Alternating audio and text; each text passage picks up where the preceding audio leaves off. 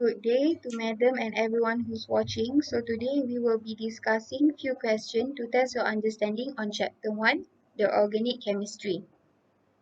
So for the first question, we have the molecular formula C4H10O and we have to draw a pair of isomer for chain positional and functional group.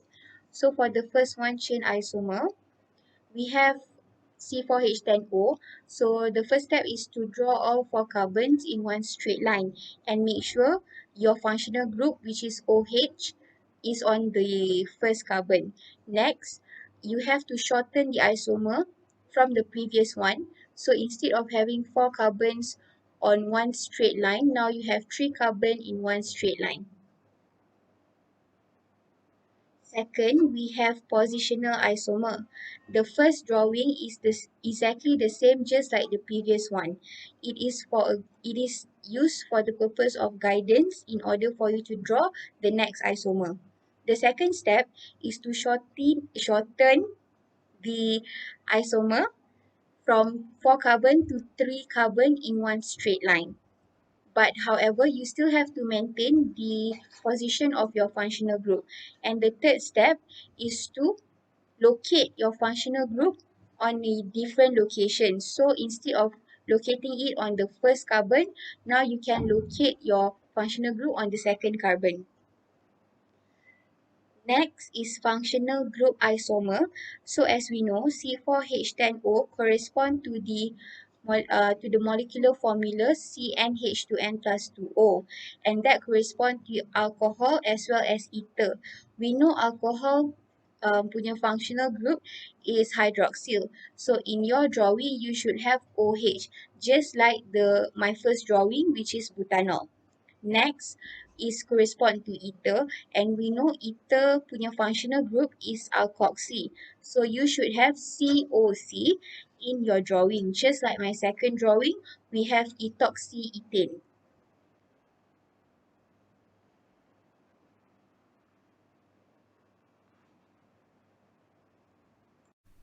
Okay, next, for each of the following compounds, draw its isometric pair that represent a chain, positional and functional group isomerism. Okay, soalan dia bagi CH3, CH2, CH double bond CH2 as a chain isomerism. Okay, yang gambar pertama tu, functional group dia ialah alkane. Kita tahu bahawa alkane ialah dia ada double bond pada karbon pertama. Okay, step pertama kita kira dulu ada berapa karbon. So dekat situ ada 4 karbon dengan 8 hidrogen.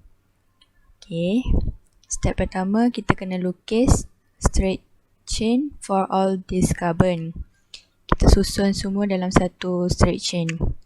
Okay, yang gambar kedua pula kita boleh pendekkan dia untuk jadikan isomer baru dengan bina 3 karbon. So, yang salah satu karbon ni kita bawa ke bawah dekat karbon yang nombor 2. So, lepas dah susun semua, kita maintainkan yang isomer tu dekat karbon yang pertama. So, yang double bond tu memang kena dekat karbon pertama lah sebab kita kena maintainkan dia punya functional group.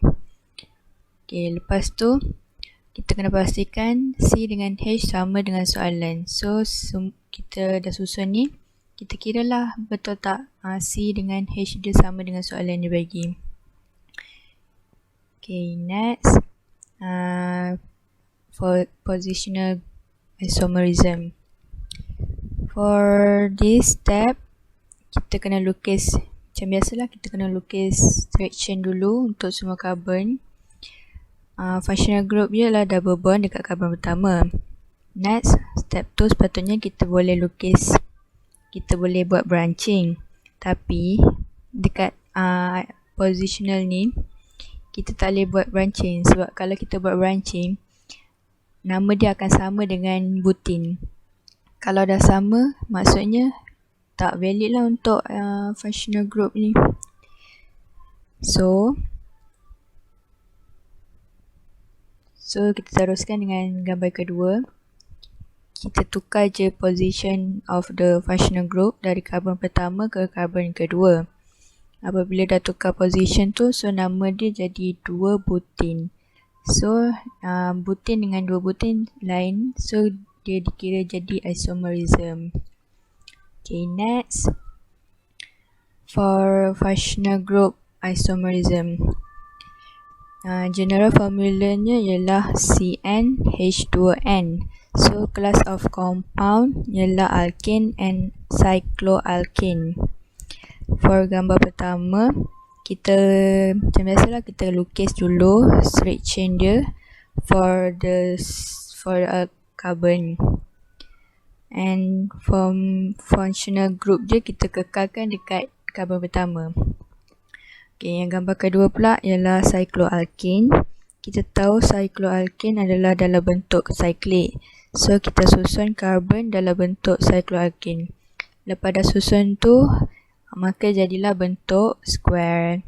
Kita pastikan C dengan H nya sama dengan soalan.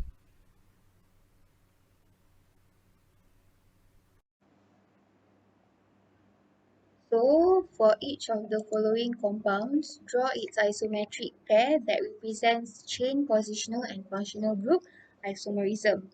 So, we have CH3, CH2, CH2, CH2, CH2OH as a chain isomerism.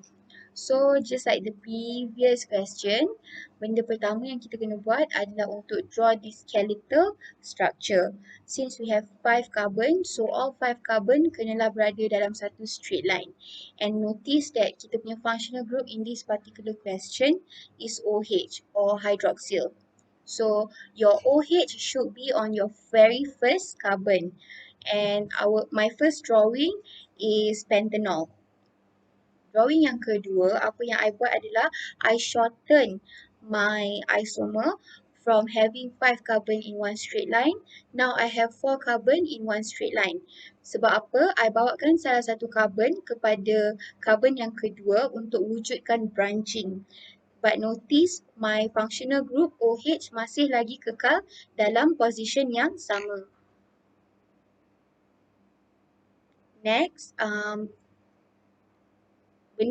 equation yang sama but for positional isomerism. Okay, so the first drawing adalah benda yang sama macam my previous drawing, which is pentanol, all 5 carbon dalam satu straight line, and OH, my functional group ada pada carbon yang pertama. On my second drawing, what I did was branching untuk pendekkan my isomer before I transfer my functional group into the other carbon. So instead of locating my functional group on my first carbon, step ketiga adalah I tukar position functional group I kepada the second carbon. So I have 2 methyl butanol and the other one, but I'm not sure about the name.